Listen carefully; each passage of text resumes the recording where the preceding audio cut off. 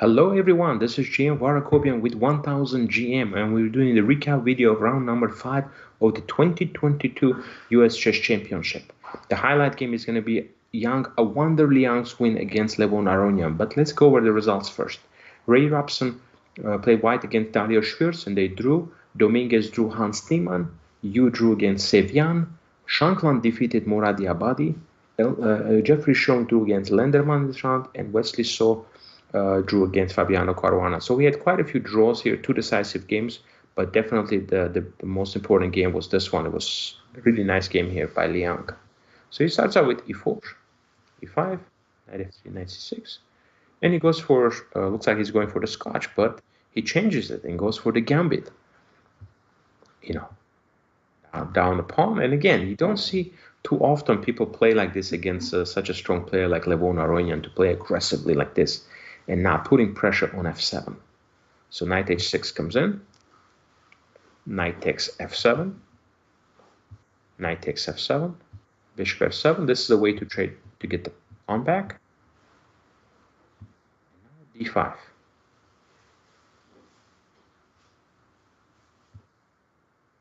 c3.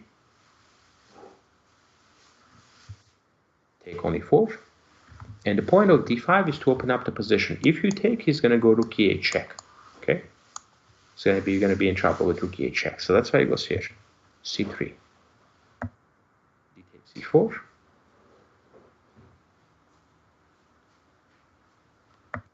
Castles. And now he plays rook e8. And so far it's normal position. So I wonder Liang prepared this before the game. And now he takes back here. So far it's playing very fast because, this is the home prep. And here, queen takes d4. Another option is actually to play queen d6. To try to trade. If you take, pawn takes. Knight c3. Bishop f5. Bishop e3. Knight b4. Threatening some knight c2 ideas. And I think white should be better overall, h3.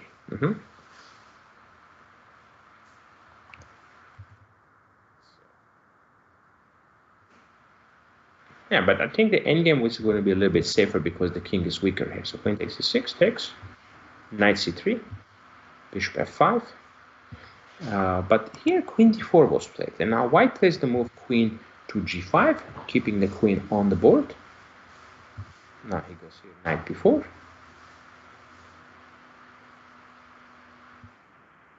Bishop d2. Bishop d2, a very strong move here. When here actually, instead of moving the same piece twice, would have been much more, much stronger actually to play the move b6. b6 with the idea to go bishop a6 to control this. Okay? If knight c3, bishop a6.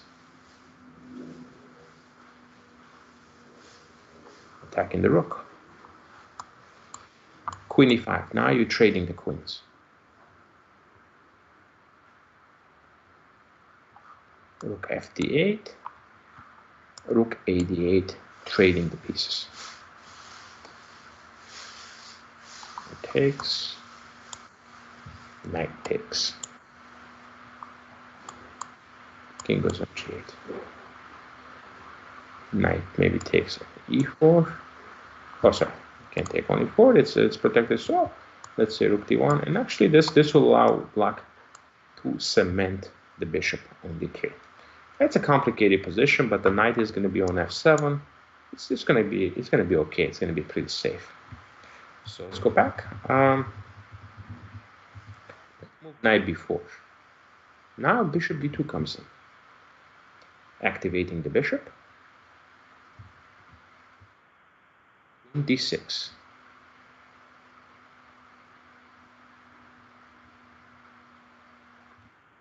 Knight c3.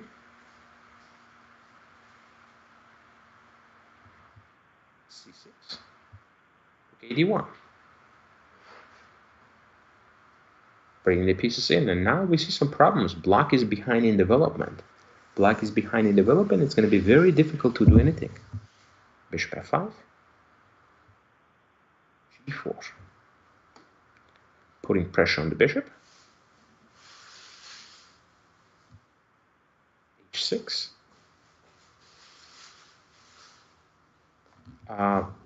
Instead of bishop f5, then maybe queen e7 would have been a better defensive to try to trade the queens. But most likely queen h6 would be played, king g8, and now actually a very nice move, knight takes c4, because you cannot take back with the queen because of the move rook fe1, putting pressure. Okay. If he goes away, just rook takes e8. So he goes here.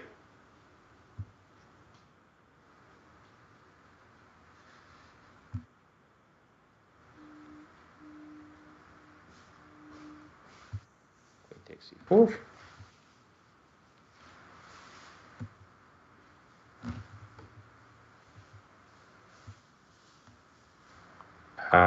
Yeah, I think black can still fight like this, but bishop f5 is actually losing. And here there are two options actually, not even one. One is to play f3, one is to play g4. Okay, so f3, putting pressure, takes, rook takes f3. Now you have the g4 option. That will be a very nice and attacking position for white. This is probably just a winning position.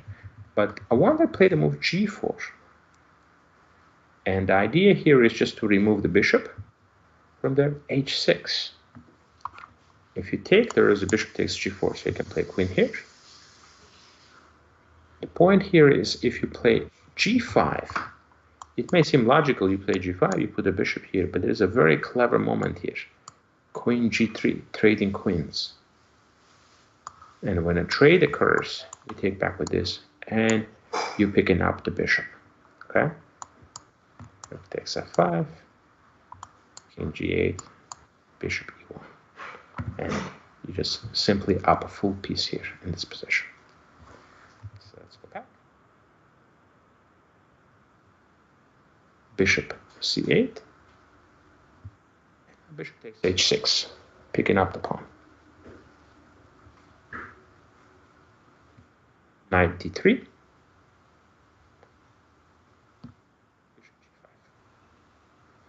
g5. You have to try to do something to close the d file, so you go bishop g5. Now threatening queen h7 check. So he played the move queen e5. If he plays the move queen d4, just h3. Defending g4, bishop e6, bishop e3, now attacking the queen, swap, and now picking up on e4, and this is just simply winning position, up a pawn in a better position. So you have all that together, up a pawn in a better position. So queen e5, f3. Yeah, queen e4 could have been interesting, but I think after h3 correct move and bishop e3, it would just be simply a winning position for white. But better than queen e5. Queen e5, and now simply f3, opening up the position. Very logical move to open up the f file, to rip open that and try to attack. Rook h8, f takes e4 check. Now the king cannot go to e8, because if you go there, simply takes, and a mate. Okay, problem. So if it goes to g7, there's a bishop f6 check.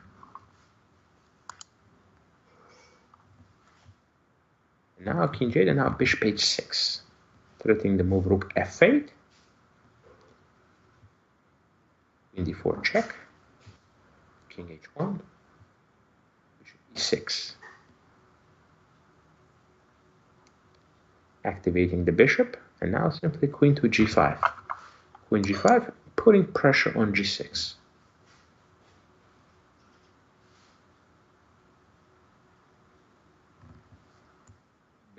f7.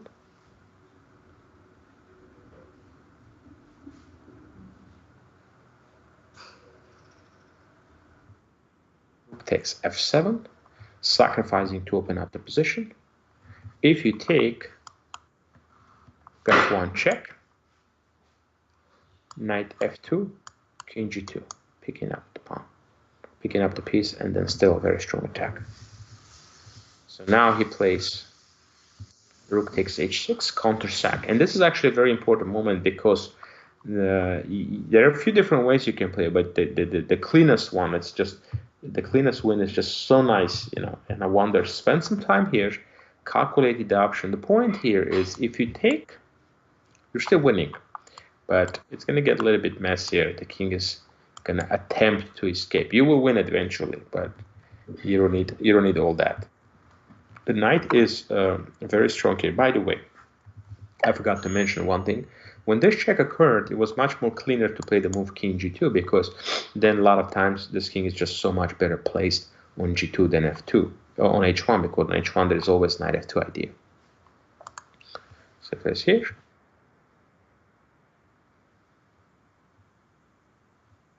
Takes. Queen f6. Now threatening queen to g7 mate. And it's actually a very interesting position. It looks like white king is so open, but there are no checks. There is no check here. Knight is covering. There is no check here. This is protected. This is protected by the queen, and this is protected. Everything is protected. And the threat is simply queen g7 mate next move. So it goes here.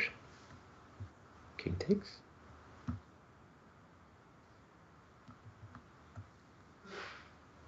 King g1. f2. Yeah, now just simply try and just, you know, if you give another check, just knight e2 is just simply blocking everything. So he played the move queen h6 here, and now g5. That way you just question the queen. The queen has to give a check, otherwise it's just mate here. So check. King e2. Check. King d3. Rook d8 check, king c4, b5, queen b3.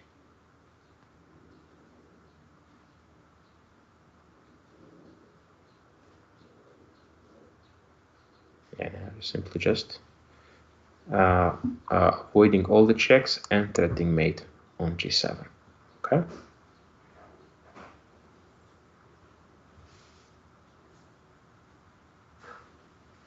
And now just go here. Yeah, simply winning the position. Yeah, very exciting game. And by the wild card, one that did not qualify to this tournament, he received the wild card. And what a play! What a play by this young man who is also studying in the University of Chicago, and you know, combining both playing chess and studying in a top university. So excellent play here, and he played very aggressively, very energetically, and using you know, sort of a gambit line, but being able to come up with a very strong attack. Like some of the ideas he played were very, very strong. In particular, I was very impressed with the move bishop d2. When he got the chance,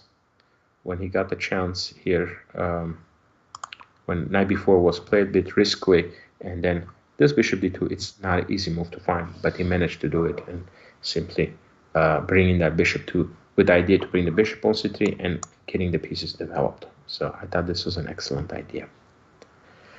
Thank you everybody for watching the recap number 5 for the US Chess Championship, and this is a very exciting tournament. Again, Fabiano Caruana is still leading the tournament, but at this point he's chased by two youngsters, Samuel Savian and a Wonder Liang, half a point behind world number 2, former world number 2 player in the world, Fabiano Caruana. Let's see if these two youngsters can try to put up a fight and try to compete against Caruana for the 2022 US Chess Championship title. Thank you everybody, and we'll be back with a round 6 coverage very shortly. Thank you and have a good one. Bye-bye.